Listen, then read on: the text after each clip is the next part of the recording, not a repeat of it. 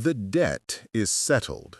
The crisp, low voice stated from behind Alara, silencing the waitress's horrified hiss and drawing every eye in the cafe toward the sudden, magnetic presence. Alara's own blood ran cold. The man who had been her intended mate, Alpha Damon, was still frozen mid-sneer across the table, his rejection echoing in the stunned silence. She hadn't dared look up, consumed by the certainty that she'd be arrested for the $5 debt he'd left her with. But now she did look up, not at the cruel face of the man who had torn her worth away, but at the hand that rested casually on the edge of the cheap, sticky table. A hand that was broad, powerful, and utterly out of place. His scent, a complex, grounding aroma of fresh cedar and distant rain, was not the biting dominance of an alpha, but something ancient, settled, and terrifyingly right. He didn't look at her, he looked only at the waitress, his gaze steady and intensely private, as if this transaction of a single meal was the most important political negotiation of the year. Wait before the next revelation unfolds. If this mystery has already captivated you, let us know where you're following this story from. To ensure you don't miss unexpected claims, broken bonds, or awakenings under the moon, subscribe and stay close. Now, back to the scene.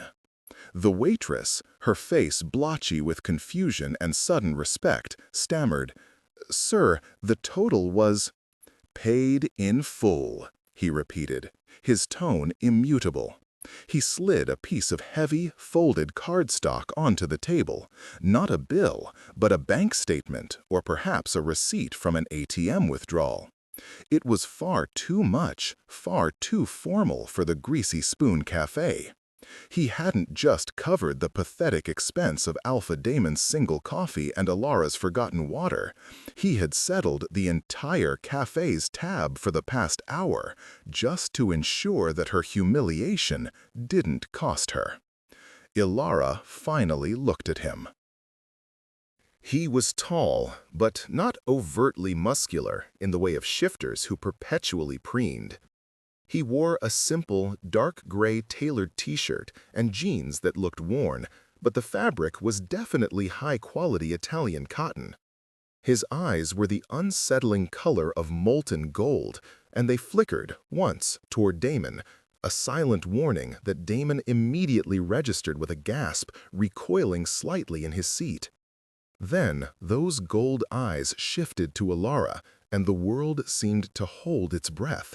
They weren't predatory, they were assessing. They moved over the tremor in her hands, the painful flush on her cheeks, and the fierce, brittle shield she was desperately holding up. There was a faint, almost invisible silver scar that crossed the bridge of his nose, the only imperfection on a face that could have been carved from granite and shadowed by a perpetual dusk. "Thank you," Alara whispered, the words catching in her throat. She gripped the worn strap of her backpack, preparing to bolt. She didn't want charity, especially not after the crushing weight of Damon's rejection had just flattened her. She didn't want pity. "Walk away, Alara," he advised, his voice so soft it was almost a rumble, the sound of the deep forest just before a storm. He knew her name. How did he know her name? Before she could process the question, Alpha Damon, who had been reduced to a pale, trembling shadow by the stranger's single, cold stare, found his voice, though it cracked pathetically. "You can't interfere. This is a private pack matter." She was rejected. He spat the word out, trying to reclaim some dominance. The stranger didn't even twitch. He simply took one slow, deliberate step toward Damon. The cedar scent intensified, mixing now with something sharper, something alpha, but unlike any rank Alara had ever sensed. This wasn't the smell of a localized pack leader. It was the atmosphere of undisputed, ancient territorial control. Damon, who was a high-ranking lieutenant in the Red Claw Pack, suddenly looked like a wet kitten facing a mountain lion. "She is now free of any claim," the stranger said. "The transaction is complete. You, however, have caused a disturbance. I suggest you leave and never approach this establishment or this individual again." He used the word individual with the reverence normally reserved for a queen, and Damon scrambled back from the table, overturning his chair with a clatter. Yes, sir. Sorry, sir. I didn't—" He didn't finish the sentence, just bolted out the door, leaving Ilara alone with the terrifying benefactor. Ilara pushed herself up, ignoring the way her rejected heart felt like a lead weight dragging in her chest. She needed distance, privacy, and most of all, to avoid owing anyone anything. "I need to pay you back," she insisted, meeting his gold gaze squarely. The air shimmered between them, heavy with unspoken things. He gave a slight, almost imperceptible shake of his head. "Consider it a fee for the cleanup.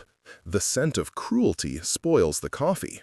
He finally stepped back, his presence retreating from immediate proximity, allowing her to breathe. He reached into his pocket and pulled out a simple, silver key card.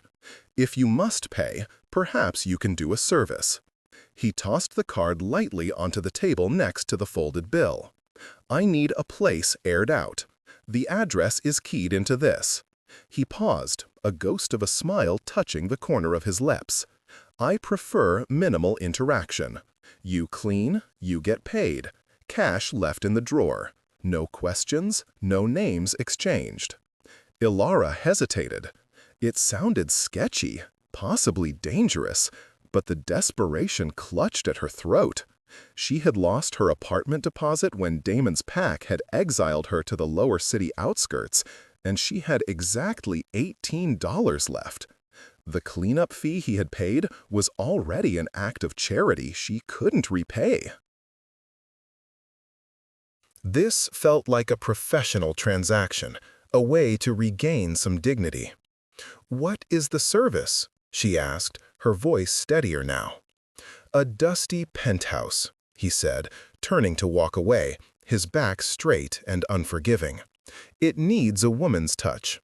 The phrasing was outdated and strange, but his intent seemed pure. "Start tonight. The code is cedar." He disappeared through the glass doors, melting into the bustle of the city street. The way he moved, not fast, but with absolute intent, parting the crowd like water, suggested power, yes, but Ilara filed it away as simple wealth. He was probably a businessman, a minor executive annoyed by the scene Damon had caused, perhaps looking for a quick, under-the-table cleaner. She glanced at the card. It was metallic, heavy, and lacked any branding, but the magnetic strip was thick and clearly high-grade. She picked it up, slipping it into her worn denim jacket pocket, along with the crumpled note detailing the exorbitant amount he had paid. "A dusty penthouse," she muttered to herself, a grim determination settling in. It was a job, it was money, it was dignity, it was a chance to escape the shadow of the rejection. The penthouse was not a penthouse. It was an entire dedicated floor of a discrete skyscraper in a part of the city Ilara didn't even know existed. A blend of brutalist architecture softened by living green walls. The key card, activated by the code Cedar, granted her access to a private elevator that bypassed all other floors. When the elevator doors hissed open, the air was thick with the scent of age and expense. It smelled less like a home and more like a museum awaiting curation. There were no chintzy decorations or gilded frames, just vast, open spaces, floor-to-ceiling windows overlooking the entire city, and a disconcerting amount of dark, polished wood and black leather. She immediately realized her mistake. This man wasn't a minor executive. He was seriously rich. The kind of rich that didn't need a name on a building. because everyone who mattered already knew who owned it. Ilara pulled a pair of cheap rubber gloves from her backpack and started with the kitchen. It was impossibly huge, sleek black marble, completely unused. She found cleaning supplies under a sink that cost more than her entire life savings. The dusty part was accurate. It wasn't dirty, but it felt dormant, preserved. As she scrubbed the invisible grime from the stovetop, she let the silence of the space wash over her. No pack noise, no overwhelming alpha sense, just the subtle, grounding aroma of cedar that was now interwoven into the leather of the living room sofa and the grain of the wood. It was his scent, diluted but everywhere. Hours passed. She cleaned with a ferocity born of recent humiliation, scrubbing away her anger and sorrow with every swipe of the sponge. As she moved into the bedroom, she saw the first truly personal item. On a simple glass bedside table, next to an unread book on ancient Greek history, lay a thick silver ring. It was heavily engraved with a symbol she recognized instantly: the snarling wolf's head of the Moonstone Pack, the most powerful, oldest, and wealthiest shifter pack on the continent.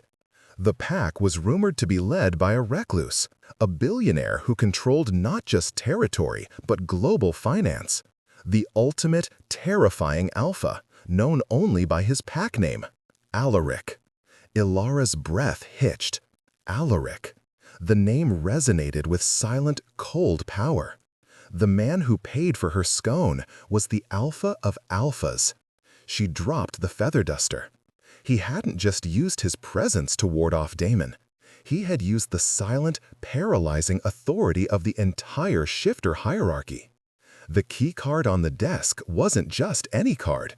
It was the master key to his personal sanctum. The dusty penthouse was his private lair. Panic set in, cold and sharp. Damon had been a lieutenant in the Moonstone's rival, the Red Claw. Damon or anyone in his pack found out Ilara, the rejected failure, was not only breathing the air of the Moonstone Alpha, but cleaning his private rooms, they would assume she was a spy, or worse, trying to leverage her pain. She snatched the ring up, her fingers trembling. It was cold, heavy, and imbued with that powerful cedar scent. She placed it back exactly as she had found it, grabbed her backpack, and prepared to bolt. She was done. She couldn't accept payment from him now. It was too much risk. She was in the den of the lion. But just as she reached the private elevator, her phone buzzed with an urgent text. It was from her landlord. Eviction notice final, out by morning. Good luck. Ilara stopped, her hand hovering over the ground floor. She was broke, rejected, homeless, and now she knew she was cleaning the private home of the most powerful man in the world. But if she left now, she'd have nothing. The irony was a bitter taste. Her dignity was gone anyway, only survival remained. With a heavy sigh, she returned to the kitchen. She found the prearranged cash in a simple wooden drawer. A ridiculously large stack of $100 bills, far more than the going rate for a cleaning service. A note was tucked underneath. Food in the Sub-Zero. Help yourself. He knew she was hungry. He knew she was desperate. He wasn't just rich, he was methodical and insightful. She suddenly remembered his gold eyes and the way he had looked at her like she was a complex equation he was solving. She ate a simple slice of the artisan bread she found in the fridge, the expensive, buttery taste a jarring contrast to the lead in her stomach. She stayed, cleaning for 3 more hours, driven by the need to earn the ridiculous sum she was now holding.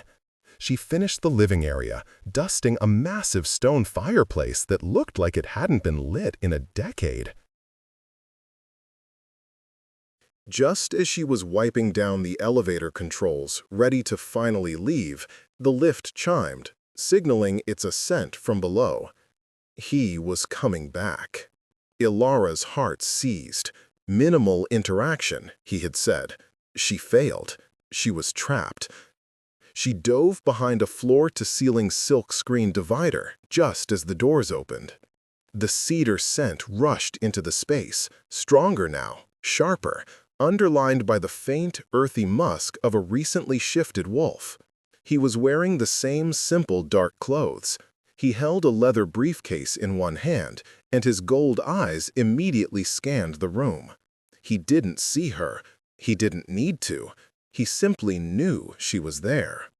"You're a thorough cleaner," he observed, his voice echoing in the vast space. He didn't sound angry, merely factual. Ilara swallowed, stepping out from behind the screen, holding the receipt from the cafe in her hand like a shield. "I apologize. I just finished. I was about to leave. I left your payment in the drawer. I took only what was needed for the time I stayed."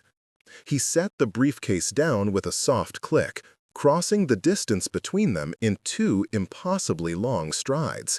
He stopped an arm's length away. "I told you I prefer minimal interaction, Ilara," his gold gaze locking onto her. The intensity was overwhelming. "But I didn't say no interaction. I wanted to see you again." She flinched at the straightforward statement. "Why? Because I'm a charity case? Because I was rejected by one of your pack's lower-ranking rivals?" He sighed, the sound a low, almost pained gust of air. "Damon is insignificant. Your rejection—" He paused, looking away, his jaw tightening. "It was his mistake, not yours. And that has nothing to do with this." He gestured around a vast, silent penthouse. "This is a sanctuary. I needed someone here who could ground the place." Ilara frowned. "Ground it? I'm just a cleaner." "You are a rare kind of energy," he countered, the cryptic statement only adding to her confusion. "My name is Reese. Not Alaric, Reese. When you're here, I'm just Reese. Reese." She liked the sound of it, the simple, solid ring. It was a comfortable disguise, one that let her forget the silver ring on the nightstand. "You know my name," she said. "I do," Reese admitted. "I knew it the moment I walked into that cafe. Your scent, it's quiet but determined. I looked you up. Ilara Vance, 23, recently unhoused, unclaimed, unbroken." The knowledge made her skin prickle. "That's an invasion of privacy." "It's due diligence," he corrected. "If you are to be around me, I need to know your vulnerabilities, especially since the scent of you is beginning to stick." He stepped closer, and this time the cedar scent was overwhelming. It wasn't dominating, but it was claiming the space around her. His hand moved, not to touch her, but to gently brush the back of his fingers against the silver scar where the rejection bond had been severed, just below her collarbone. A shocking jolt of warmth, a counterforce to the icy rejection, radiated through her. She gasped, staggering back slightly. "What did you do?" she whispered, clutching her hand to the spot. "Nothing but notice the damage," Reese said, pulling his hand away quickly, his gold eyes troubled. "It's a nasty wound. I am offering you a job, Ilara, not charity. I need someone to maintain this residence, 5 days a week. Pay is generous. You can live in the smaller guest apartment 2 floors down. It's entirely separate." He was offering her a lifeline, a roof, a salary that could change her life, all based on a single, silent act of kindness in a grubby cafe. But he was also Alaric, the Alpha. Living 2 floors below him was essentially sleeping in the Moonstone Pack's inner sanctum. "I can't," she said, shaking her head. "I appreciate the kindness, but I'm trying to start fresh, away from pack politics. Being this close to the Moonstone Alpha, it's a target on my back." He inclined his head, acknowledging the danger. "No one knows I use this residence under the name Riss. To the world, Alaric is always in transit. Only I use this floor, and the staff is completely remote. If Damon or any other Alpha smells you here, I will handle it. Consider me your employer and your temporary protector. He didn't offer the title Alpha. He offered protector. The nuance was powerful. She looked at the city lights, the vast expanse of power and wealth below her, all controlled by this one man who was currently asking her to clean his apartment. "One condition," she said, her voice small but firm. "I don't need charity. I will work, and you must treat me only as staff. No more investigating my life. No more touching the scar." Riss studied her, a flicker of disappointment crossing his face. "Agreed. You are staff. But I will reserve the right to offer you assistance if you are in genuine danger." He extended his hand, the strong, capable fingers warm. "Welcome to the payroll, Elara Vance." She shook his hand. His touch was solid, steady, a promise of stability in her chaotic world.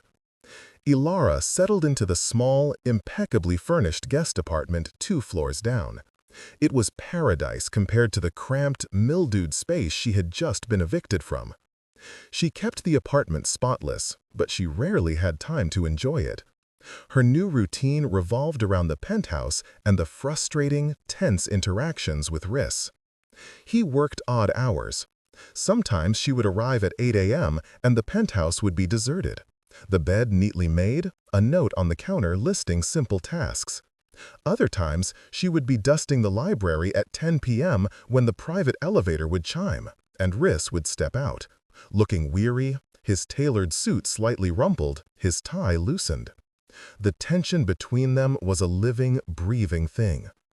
He maintained the barrier of employer, always polite, always distant, yet his gold eyes followed her every movement. One evening, Elara was polishing the expansive glass wall when Riss entered, holding a massive, ancient map rolled up in parchment. "Elara," he greeted, his voice low, "I need you to procure some items for me. They require a subtle touch, not the obvious weight of my resources." He handed her a list. It contained things like 1 pound of silver rue, dried moon petal, and 7 unbroken quail eggs. These were not grocery list items. They were items for a shifter or a witch, subtle components for old wards and protection spells. "These are ingredients for a powerful ward," Elara observed, her eyebrows raised. She knew a surprising amount about low-level shifter magic. Riss paused, watching her reaction intently. "You recognize them?" "I grew up on the edge of the shifter town. My grandmother was a healer for the local human community. She used weaker versions of these." Elara tucked the list away. "I know a shop in the old district. I can have them by morning. They won't ask questions if I go." "Good," Riss said, relieved. "Your discretion is valuable. The Moonstone Pack is often targeted. These ingredients fortify the territorial wards." He was being honest with her, but only up to a point. "If you're the alpha of alphas," Elara asked, scrubbing a non-existent smudge from the glass, "why do you need physical components? Can't you just overpower any threat?" Riss walked to the window, staring out at the expanse of the dark city, the light catching the silver scar on his nose. "Power is like a dam, Elara. Wards are the bedrock. Without them, even the strongest pressure can cause a fissure." He turned back, his expression suddenly vulnerable. "I inherited this title, Elara. I didn't seek it. I carry the weight of 3,000 souls, all depending on my control. A life outside the pack is a luxury I can't afford." It was the most open he had ever been, the admission of burden instead of dominance. It touched a raw nerve in Elara, who was so used to seeing shifters as entitled brutes like Damon. "Damon," she began, testing the name on her tongue. "Did he really reject me because I smell like failure?" Riss's gold eyes flashed with an emotion she couldn't decipher, part rage, part pity. "Damon is a fool," he ground out. The rejection didn't come from him. It came from his fear. He smelled the strength in your core, the potential that his weak, greedy bloodline couldn't handle, and he panicked. He couldn't recognize a true connection if it bit him. "A true connection?" Alara repeated flatly. "You mean a mate?" Riss stepped back, suddenly closing off. "I mean a worthy partner. Now, please, the items. The risk increases with the next full moon." The next few weeks were a dizzying mixture of domesticity and intrigue. Ilara cleaned, she cooked him simple, non-shifter meals, he seemed to prefer them, and she ran strange, subtle errands for him, which often involved meeting strange people in discreet locations to pick up or drop off packages. Never money, always items like ancient maps or obscure crystals. She felt like she was running a private, low-key international conspiracy. She noticed things. His incredible discipline. He never shifted in the penthouse, though the faint, earthy musk of his wolf was always present when he was stressed. He only ever slept a few hours at a time. And he watched her when she wasn't looking, his eyes softening from the alpha gold into a warmer, more human amber. One night, the tension reached a breaking point. Ilara had just finished cleaning the bathroom when she found Riss sitting alone in the living room, staring into the darkened, unlit fireplace. He looked utterly exhausted. "Are you okay, Riss?" she asked softly, unable to stop herself. She noticed a faint red line running across his hand, a clean, deep cut. "A simple negotiation went sideways," he dismissed, flexing the hand. "It's nothing a shifter's healing can't fix." "That cut is deep," Ilara insisted, ignoring his protest and retrieving the small first aid kit she kept in her cleaning cart. She sat beside him on the edge of the huge leather sofa. "You need to clean it before you shift, or you'll scar." Reese let her take his hand. His skin was warm and rough, but his grip was startlingly gentle. "You're not afraid of me," he noted, watching her carefully cleanse the wound. "No," Ilara admitted honestly. "You paid $5 for my dignity. That's not the action of a villain." She pulled out a bandage and, without thinking, leaned closer to tie it around his wrist. Her hair brushed his cheek, and her scent, not her human perfume, but the subtle, warm honey and wildflower scent of her true self, mingled with his cedar. Reese inhaled sharply, his chest swelling beneath his t-shirt. The gold returned to his eyes, brighter, hotter, and this time it wasn't assessing, it was consuming. He didn't move his hand away. Instead, he gently turned his wrist, trapping her fingers against his pulse point. "Ilara," he breathed, the sound a ragged warning. "You are staff. Remember our agreement." "I know," she whispered, her heart hammering against her ribs. The chemistry between them was no longer subtle. It was a physical weight, pressing her into the sofa. "I need you to leave now," he commanded, his voice tight with controlled desperation. "Go down 2 floors, immediately." Ilara scrambled up, her face burning, her carefully built professional distance shattered. She was already at the elevator when he spoke again.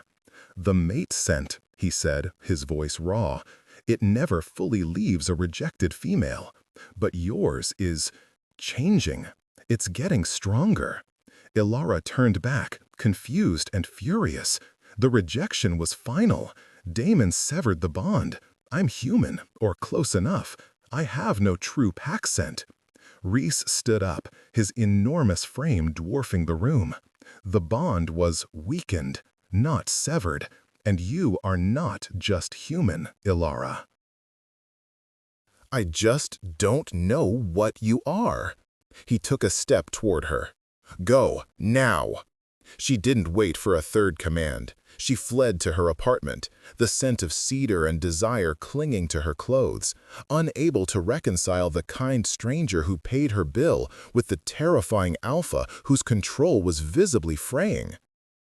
The next morning, Alara realized Reese hadn't just bandaged his hand. He had left her a gift, a small, antique silver locket on her pillow. It wasn't expensive in the billionaire sense, but it was deeply personal. When she opened it, there was a tiny, dried moon petal pressed inside. It was one of the components she had procured for the ward. It was a promise of protection, a silent claim that contradicted their staff-employer agreement. She knew she should confront him, but the locket felt too precious, too much like a secret understanding between them. The full moon was approaching, and Reese was becoming more volatile, more distant. He was spending less time in the penthouse and more time on calls, the snippets of conversation she overheard dealing with the consortium, PAC territory, and financial leverage. He wasn't just an alpha, he was a head of state in a global hidden society. Alara decided to research the rejection scar. She found a single, obscure reference in her grandmother's old handwritten journal. The rejection of a weak bloodline can awaken a deeper, dormant strength in the true mate. The pain of the break can forge a new, unbreakable metal. True mate. The words were dangerous, romantic, and terrifying.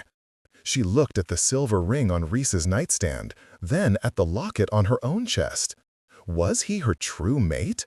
And if so, how could the alpha of alphas be the mate of a poor, rejected human cleaner? The night of the full moon arrived, bringing with it a palpable pressure that settled over the city.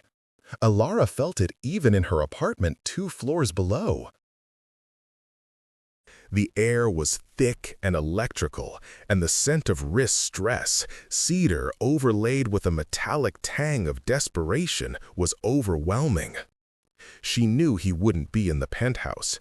He would be in the Moonstone Pac's secure compound, shifting and maintaining control over the thousands of wolves under his domain.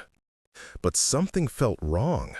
The moon petal locket was vibrating faintly against her chest, and she heard a sound from above that wasn't the wind, but a low, guttural roar. Pain, not power. Ignoring every instinct for self-preservation, Alara took the private elevator up. The penthouse was a scene of controlled chaos. The massive windows were blacked out with reinforced, soundproof shutters. The air was heavy, and the scent of fear was now layered on the familiar cedar. She found Riss in the center of the living room, not shifted, but hunched over, his hands clutched in his hair. His human form was racked by tremors, his skin slick with sweat. His gold eyes were blazing, but they were filled with torment. "Riss, what happened?" Alara rushed toward him, noticing the discarded syringes and medical supplies scattered across the pristine marble floor. "Get out!" he snarled, his voice distorted by his struggle to hold the shift. "I'm fighting a suppression drug. They tried to stop my shift, to weaken my control." They, the enemies he had been trying to ward off, had managed to penetrate his inner circle. "Who?" Alara demanded, crouching beside him. "My cousin," he managed, his breathing ragged. "Alpha Luthar. He wants the title. He laced the ceremonial wine." He looked at her, his expression twisting with despair. "If I shift now, without control, I'll be feral. I could destroy this entire floor, injure you." "You won't," Alara cut in, laying a hand on his overheated shoulder. "You're Riss, the one who cleans up other people's messes." The contact seemed to steady him for a single, fleeting second. "Alara, leave, please. The venom is too strong." The pain of rejection, the burning, severing cold that had left a scar. And she remembered her grandmother's words. "The pain of the break can forge a new, unbreakable metal." "The venom will kill you, or you'll lose control and become a weapon for your cousin," Alara stated calmly. "What about the wards, the moon petal, the rue?" "They only protect the territory," Reese grunted, fighting a spasm. not the alpha. Ilara looked down at the silver rejection scar on her chest. It was throbbing with heat, reacting to the immense, raw power of the alpha struggling beside her. She didn't know how, but she knew the answer lay there. "I can help," she declared. "You trusted me to clean your sanctuary. Now trust me to hold your sanity." She didn't give him time to argue. She reached out with both hands and firmly grabbed his face, forcing his gold, burning gaze to lock onto hers. She lowered her head and pressed the throbbing silver scar against his feverish skin, channeling the memory of the cold, painful rejection. The energy exchange was immediate and terrifying. The raw, feral power of Rhys's struggle, the imprisoned wolf, the burning venom, rushed into her. But it didn't burn her. Instead, the rejection scar acted like a negative conduit, absorbing the wild, chaotic energy and filtering it into a concentrated, pure form. A brilliant silver light exploded around them, momentarily blinding. Ilara felt an incredible rush of power flood her own system, strengthening her core, sharpening her senses. The world went from ordinary to hyper-real. Every molecule of cedar, every drop of sweat, every tremor of Rhys's heart. Rhys cried out, a sound that was half man, half wolf, but the feral edge was gone, replaced by profound relief. He leaned into her touch, his control returning instantly. His eyes, though still gold, were now clear, focused, and utterly devoted to her. "Ilara, you—" "I don't know," she gasped, pulling away, shaking from the intensity. "It was like the rejection scar reversed its polarity. It took the poison." "It didn't just take the poison," Rhys said, his voice deep and unsteady. He reached up and touched his face. "It took the suppression, the struggle, and it gifted my wolf back its control. You absorbed a venom meant to incapacitate the alpha of alphas." "What does this mean?" she asked, terrified by the surge of energy coursing through her. Rhys stood up, his human form radiating the controlled, immense power of his rank. He finally looked at her, and the distance, the disguise, the Rhys persona, all of it shattered. He was Alaric, the alpha, and he was staring at his mate. "It means Damon was right about one thing," Alaric stated, his eyes dark with self-reproach. "You are not merely human. You are a phase-shifter hybrid, one of the rarest bloodlines. Your Fey half made your scent too quiet, too subtle for Damon's weak nose to register the mate bond. And your hybrid body created a rejection scar that works as a power amplifier. The pain didn't kill you, it perfected you." Ilara staggered back, hitting the reinforced window shutter. "Fey? My grandmother was a healer, not a witch." "She hit it well," Alaric said, taking a step toward her, the intent in his eyes no longer hidden. "And I hit it well, too. My entire life I have been searching for my mate, the woman who could stand beside me and temper the madness of my power, the woman who could not be rejected. It was you.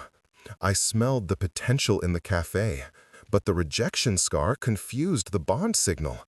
I had to know you were genuine, that you weren't trying to exploit my name. That's why I tested you with the job, with the secrecy." "So the kindness was a lie?" The words tasted like ash. All the vulnerability, all the shared moments, tainted by his secrecy. The job was a test? You were manipulating me? The heartbreak hit her harder than Damon's rejection. She hadn't fallen for a kind stranger. She had fallen for a calculated lie perpetrated by a billionaire alpha. "No," Alaric insisted, his voice laced with agony. "The kindness was real, Ilara. The moment I saw Damon abuse you, my wolf recognized the cruelty and moved to protect what was ours. The job was necessary because I couldn't simply take you.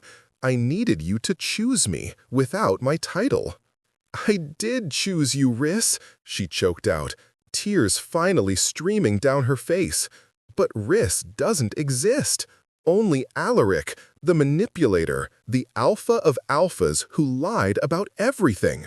She turned and ran, not to the elevator, but to a hidden fire escape she had discovered during her cleaning. She needed air, distance, and escape from the suffocating truth of his power. As she fled into the city, the newly awakened power crackling around her, the scent of the Moonstone Pack's inner conflict drew another predator, Alpha Damon. Damon had been tracking Alara, furious about the humiliation in the cafe.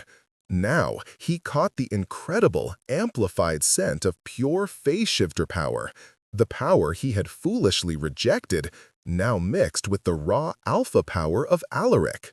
He intercepted her in a quiet alley a few blocks from the Moonstone Tower. "The scrub has developed a stench of royalty," Damon snarled, shifting instantly into his red claw wolf, a massive, scarred beast. "You think you can steal from the alpha of alphas?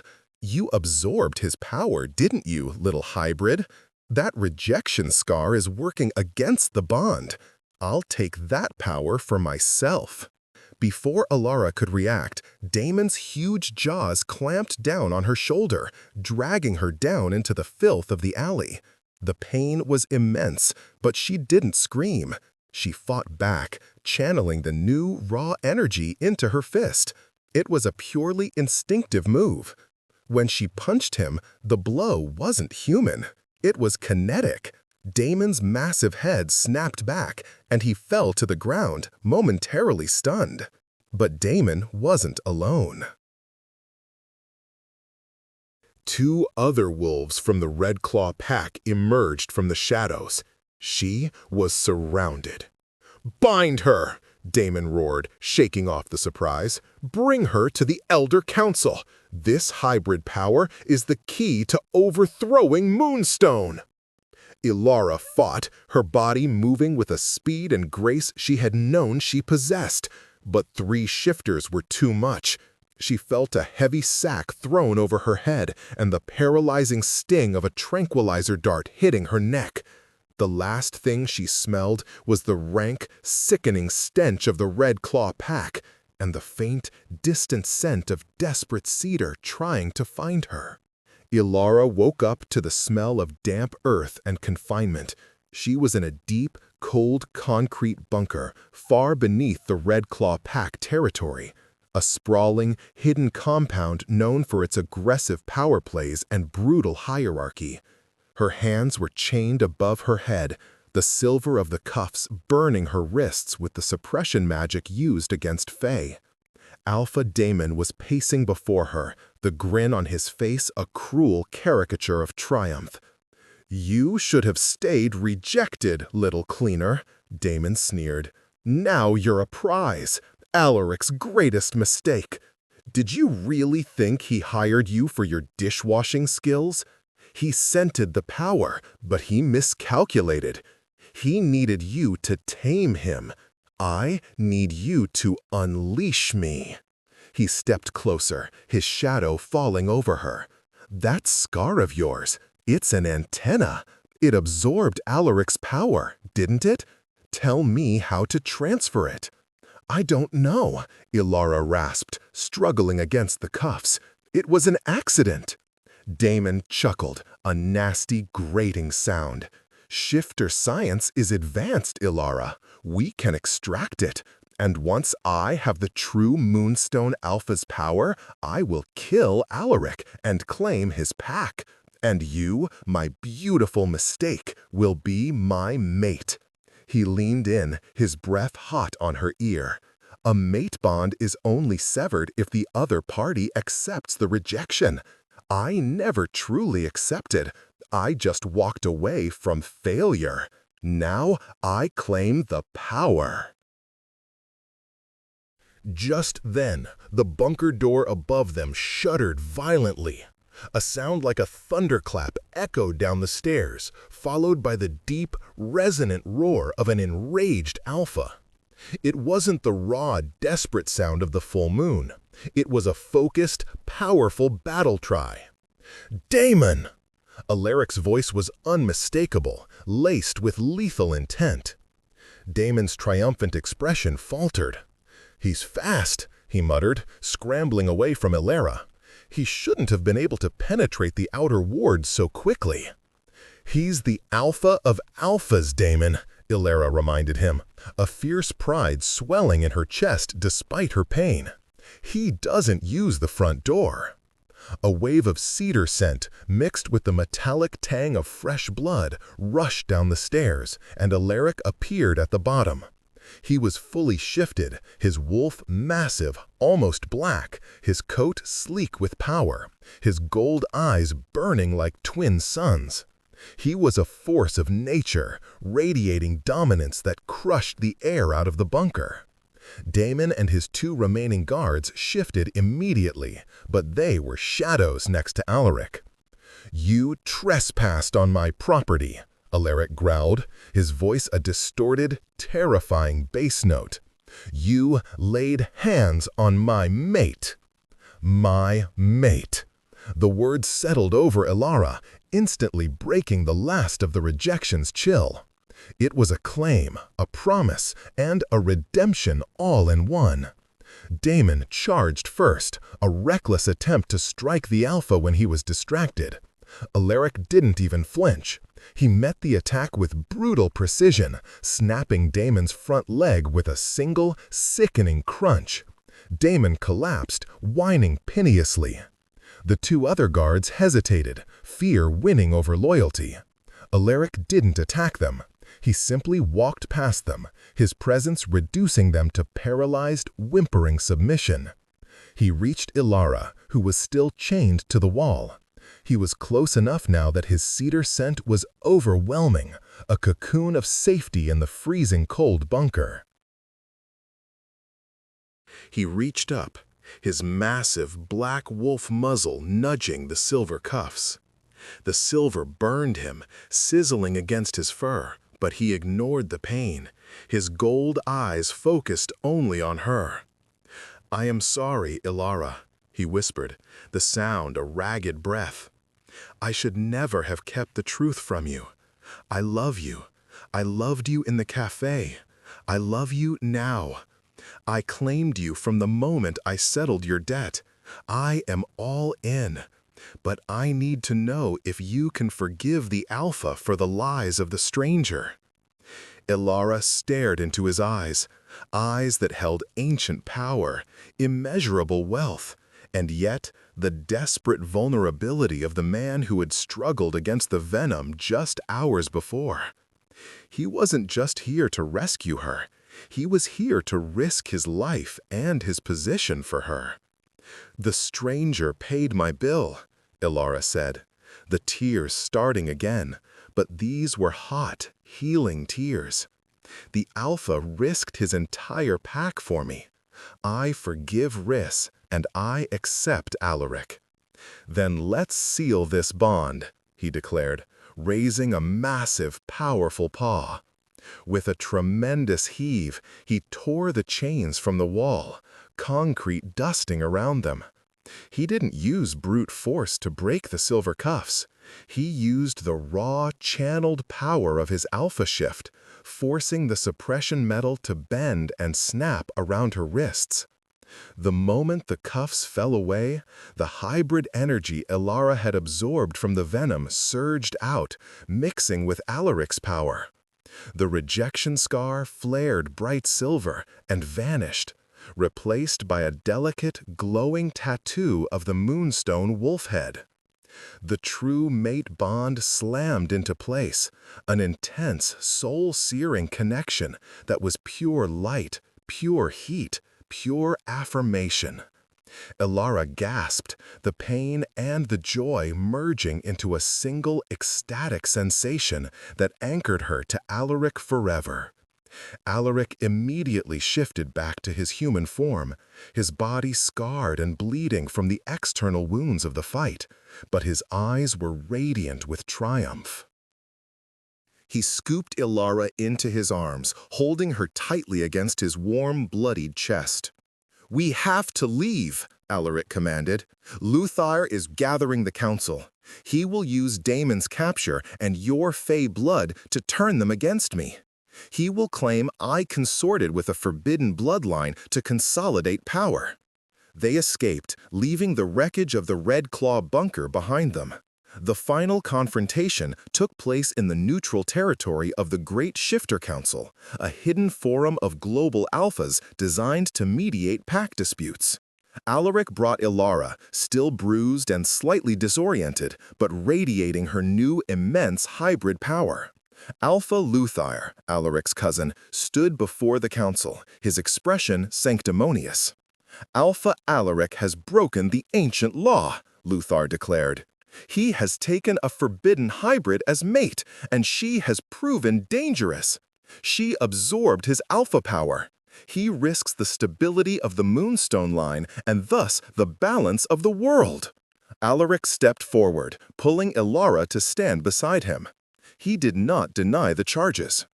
"I admit I kept her identity secret," Alaric stated, his voice ringing with authority. "I sought to protect her from this very council and the greed of men like Luthar and Damon. But I have not broken the ancient law. I have fulfilled the prophecy." He laid his hand over Ilara's, and the moonstone mark on her collarbone flared silver. "Ilara is not just a hybrid," Alaric announced. "She is the catalyst.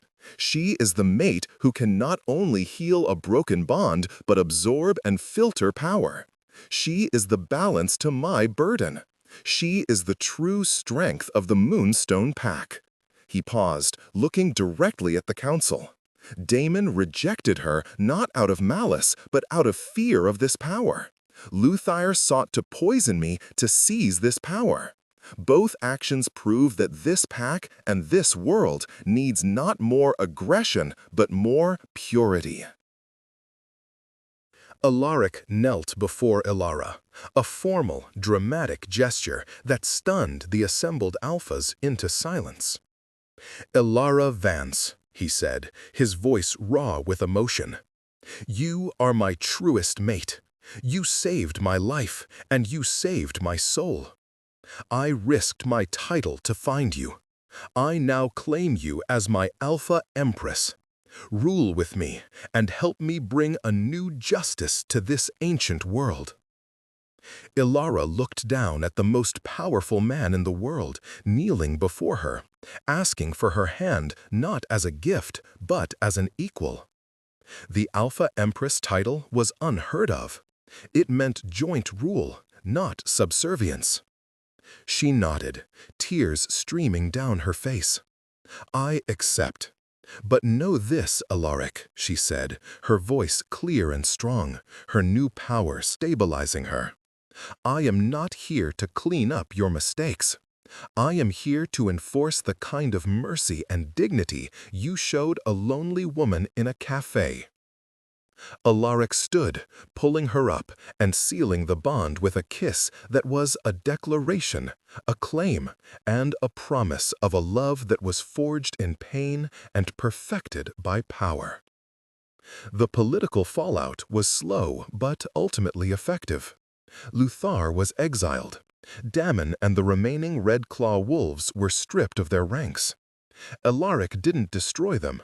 He simply dismantled their systems, replacing cruelty with transparency, a move Ilara championed. She used her newfound status and resources to found a non-profit organization dedicated to housing and training rejected shifters and their human relatives, ensuring no one would ever be left homeless or humiliated over a debt as small as a scone again. She rarely used the Moonstone title in public, preferring to work quietly under the moniker of the New Guard. She was still Ilara Vance, but she carried the strength of a billion-dollar alpha empire and a Fey shifter bloodline. Life in the penthouse was different now.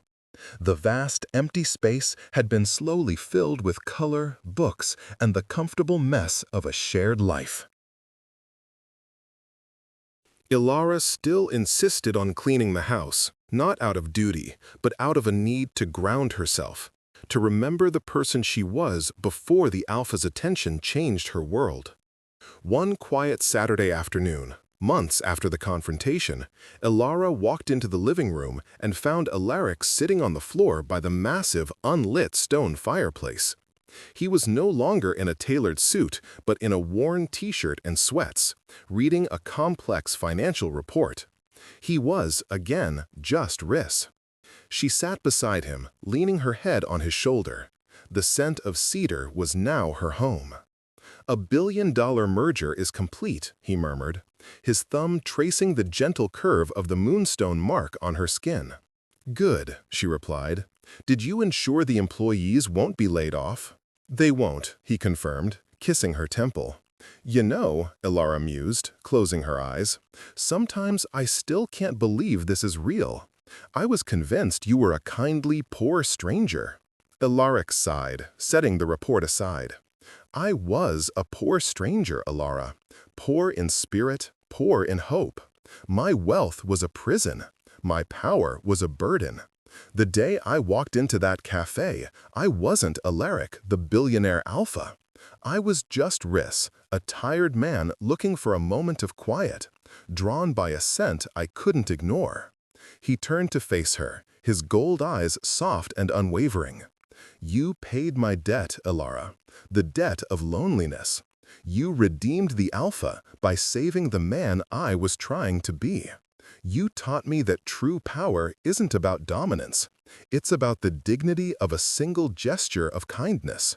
He gently lifted her hand, placing the ancient engraved silver ring of the Moonstone Alpha on her finger, a ring she had once feared. Now it felt like a promise. "You are my foundation," he said simply. "My life began the day you accepted my kindness." Ilara leaned in, her smile radiant. She was no longer rejected, underestimated, or alone. She was home. She was the one who controlled the world's most powerful alpha with nothing more than her compassion and the strength she had discovered under the most painful of circumstances. She looked at the city lights, the vast, glittering expanse now held secure by their combined strength, and knew that the kindness of a stranger had not just paid for a meal, but had bought her a destiny.